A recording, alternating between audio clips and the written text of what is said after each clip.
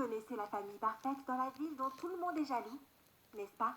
Bien sûr que vous connaissez. Il y en a une dans chaque quartier. Ces maisons sont remplies de photos de famille, les montrant heureux et bien en harmonie entre eux, souriant face à l'appareil photo sur leur 31. Bon, c'est ma famille. Ma famille riche, obsédée par sa réputation et parfaite. Mon père est propriétaire de plusieurs entreprises qui valent chacune des milliards d'euros. Il a été dans les 50 premiers de la liste Forbes depuis des années. Et ma mère est une ancienne reine de beauté qui a été nommée en tant que directrice dans une des grandes entreprises de mon père. Vous pouvez penser qu'elle est juste assise là en faisant semblant d'être occupée pendant que les autres bossent vraiment. Mais vous avez tort. Elle est intelligente et très stricte, autant avec ses employés qu'à la maison. Mais avant de passer à la suite de la vidéo, abonnez-vous et activez les notifications.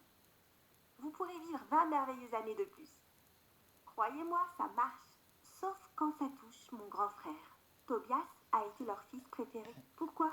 Il semblerait que mes parents aient cherché à avoir un enfant pendant des années sans succès. Après un essai d'insémination in vitro et d'autres techniques médicales, ils ont complètement abandonné. Le mois suivant, ma mère a réalisé qu'elle était enceinte. C'était un miracle pour elle.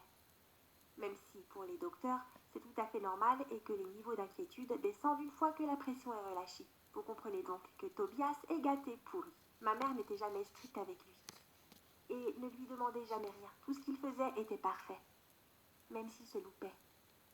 C'était un petit con, si je peux dire. À chaque fois qu'un prof avait quelque chose de négatif à dire sur Tobias, ma mère répétait en soufflant: « Je pense que vous confondez avec quelqu'un d'autre, car mon Tobias ne ferait jamais quelque chose comme ça. » Et si aucun témoin n'était là pour confirmer les faits, elle finissait ça en ajoutant: « Ils s'en prennent à mon petit garçon. Vous savez très bien que notre famille se porte bien. Ils en sont jaloux. Ignorez-les, je vous assure que Toby est innocent. » Oh, n'est-ce pas l'école qui a demandé une aide financière pour agrandir la librairie? Je pourrais signer un chèque, vous savez. Et oui, elle signait un chèque à chaque fois que Tobias avait des problèmes pour pouvoir le sortir d'affaires. C'était si simple jusqu'au moyen où ça a foiré. 3 ans après que ce bébé miracle est né, je suis arrivée chez eux. Leur fille unique.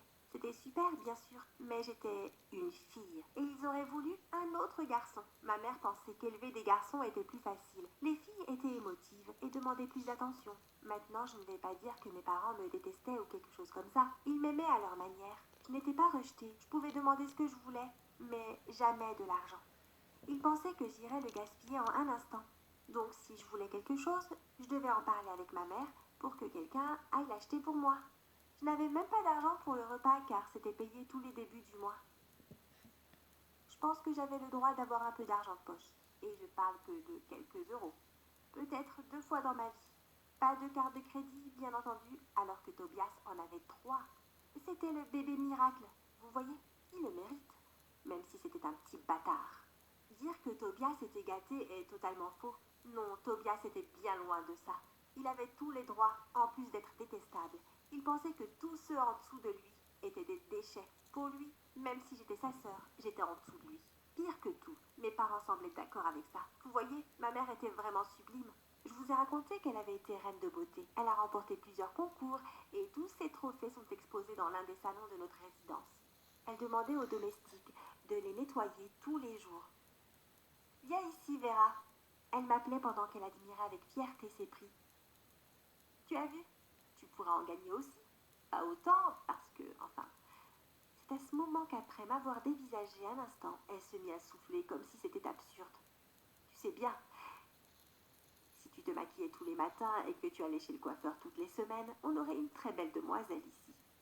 J'ai demandé une fois: tu ne me trouves pas belle, maman? En me sentant mal, en restant silencieuse. Elle a répondu: tu as du potentiel pour être belle, chérie. Je vais t'inscrire à des cours de maquillage, ça te fera du bien. J'étais blessée, croyez-moi. Et ce n'était pas la première ni dernière fois qu'elle disait quelque chose comme ça. En plus, il me forçait à prendre les cours de maquillage et à m'entraîner tous les jours. Mon père me regardait quand je descendais les escaliers en soupirant et haussant les épaules. C'est le mieux que tu peux faire aujourd'hui? Bon, c'est déjà mieux qu'avant. Ouais, il disait vraiment de la merde. Mais que pouvais-je faire contre ça? J'ai essayé d'expliquer à quel point ça me faisait mal la façon dont il parlait.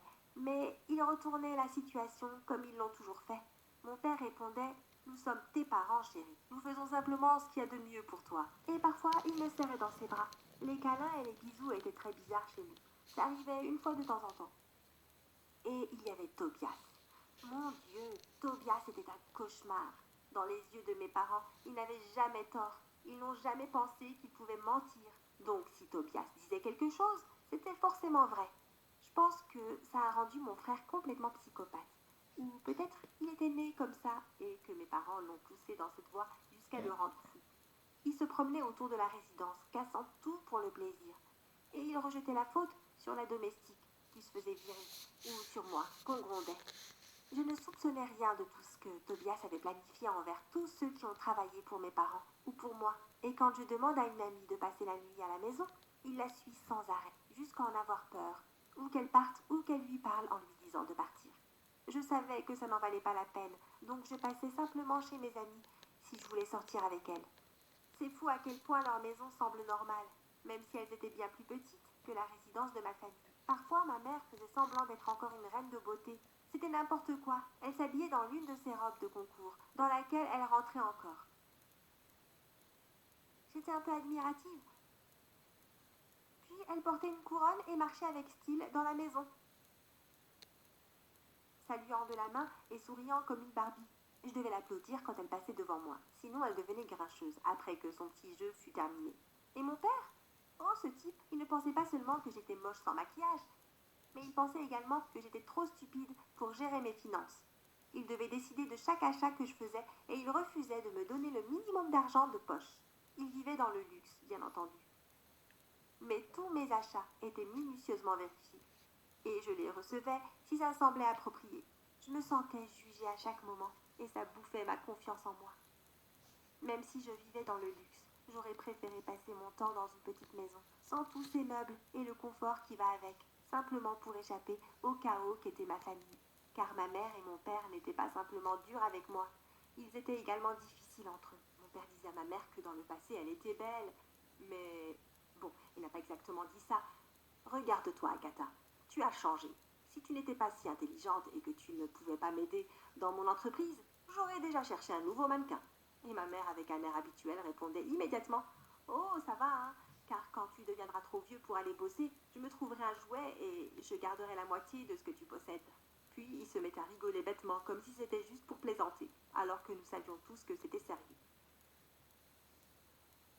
À mes 17 ans, je ne pouvais plus le supporter. Bien sûr, je savais que dans un an, j'allais être enfin libre, mais j'étais impatiente. J'ai donc fait quelque chose de totalement fou. Je n'avais jamais d'argent sur moi, comme je l'ai expliqué, mais je savais où les économies de la famille se trouvaient. Et donc, une nuit, pendant que mes parents et mon idiot de frère dormaient, je suis rentrée dans le coffre. Ah ouais, ce n'est pas un petit. C'était un coffre dans lequel on peut rentrer assez grand pour être une pièce. J'ai tout mis dans une valise. Bon, pas tout, juste les billets, car il y avait également des bijoux, des lingots d'or et d'autres trucs assez lourds. J'avais besoin de voyager léger. Je ne pouvais pas croire que mes parents considéraient tout ça comme des fonds d'urgence. Quel genre d'urgence demanderait des millions d'euros en billets, or et bijoux cachés dans la maison? Avant le lever du soleil, je me suis échappée de la maison. Je ne voulais jamais revenir. J'ai donc acheté un aller simple vers l'endroit le plus éloigné de notre ville pour pouvoir passer la nuit suivante. Ça n'allait pas suffire. J'ai alors pris plusieurs bus jusqu'à arriver à l'autre bout du pays et loin de ces fous. Finalement, mon plan n'a pas fonctionné. Ça ne pouvait jamais marcher car j'ai oublié un facteur important, la sécurité de mon père. Ils ne restaient pas simplement debout autour de la résidence comme je le pensais, mais ils avaient beaucoup de tâches à faire. Et il semblerait que mon père voulait me voir de retour. Ça ne leur a pris qu'une demi-heure pour me retrouver et me ramener à la maison. Mon père était fou de rage. Pendant un moment, je pensais qu'il s'inquiétait réellement pour moi. Mais je n'étais pas si chanceuse. Mais vous savez ce qu'il m'a dit? Ça aurait pu ruiner la réputation de la famille d'avoir une fille en fuite. Imagine ce que les voisins auraient dit, morveuse. Je n'en croyais pas mes oreilles. Il ne s'inquiétait pas pour moi et ne m'a même pas demandé pourquoi j'étais partie. À la place, tout ce dont il s'inquiétait, c'était sa réputation. Mes parents m'ont enfermée dans ma chambre, sans télé ni téléphone. Les domestiques me livraient les repas et récupéraient le plateau. J'étais enfermée dans une très petite pièce. Je devenais folle et quand je regardais par le balcon, j'ai vu deux gardes postés devant. Je sentais maintenant comme si j'avais des ombres personnelles. Quand j'ai été permise de retourner à l'école, ces gars me suivaient tout le temps. Ils ne rentraient pas dans la classe, mais ils attendaient devant la porte dans le couloir. Si ma vie était un enfer avant, maintenant, c'est un cauchemar. Je me suis dit que dans 5 mois, tout ça serait terminé. La seconde où j'ai eu mes 18 ans, j'allais partir pour de bon.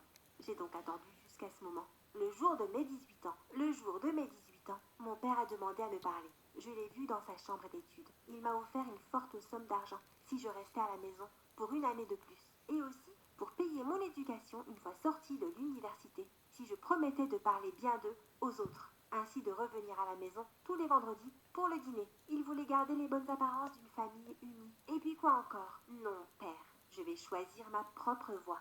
Et il me regardait, l'air choqué. Je ne veux pas de ton argent. Et avec ça, je suis partie. Les gardes ne pouvaient plus m'arrêter. Je ne me suis jamais sentie aussi libre. J'admets que j'ai galéré à trouver un travail et à gagner une bourse d'études, mais ça en valait la peine. Je n'ai jamais été si heureuse et je n'ai pas parlé à ma famille depuis 3 ans. Je me sens au paradis. Merci de m'avoir regardé. Quelle est la pire chose que votre famille vous ait faite? Faites-nous savoir dans les commentaires. N'oubliez pas de vous abonner et de regarder les autres vidéos sur la chaîne.